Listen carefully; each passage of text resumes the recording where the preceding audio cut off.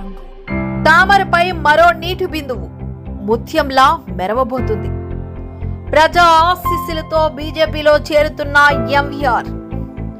ప్రముఖ వ్యాపారవేత్త ముత్యాల వెంకటేశ్వరరావు ఎంవీఆర్ సంఘ సేవకులుగా అనకాపల్లి జిల్లా ప్రజలకు తన వంతు సేవా కార్యక్రమాలు చేస్తూ ప్రజా సేవకుడుగా ప్రజల మన్ననలు అందుకున్న వ్యక్తి ఎంవీఆర్. వ్యాపారవేత్త నుండి సంఘ సేవకుడిగా చేసిన కార్యక్రమాల ద్వారా ప్రజల దీవెనలు అందుకున్న ఎంవీఆర్ ఒక సామాన్య కుటుంబం జీవించేందుకు అవసరమయ్యే చేయూతను అందించాలనే సంకల్పంతో తాను చేసే సేవా కార్యక్రమాలతో పాటు ప్రజలకు ప్రభుత్వం నుండి కూడా సౌకర్యాలు అందిపుచ్చినప్పుడే వారి జీవితాల్లో వెలుగులు నిండుతాయని ఆకాంక్షించి ఇప్పటి వరకు సేవకుడిగా ఉన్న ఎంవీఆర్ నాయకుడిగా మారుతున్నాడు.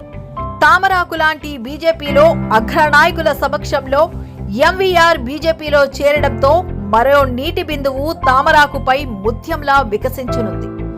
ప్రస్తుత పరిస్థితులను, తాను చేసే సేవా కార్యక్రమాలకు, హిందూ సాంప్రదాయాలతో పాటు దేశ గౌరవాన్ని ప్రపంచానికి చాటి చెప్పిన మోడీ నాయకత్వంలో బీజేపీలో చేరాలనే నిర్ణయం ఎంవీఆర్ తీసుకున్నారు.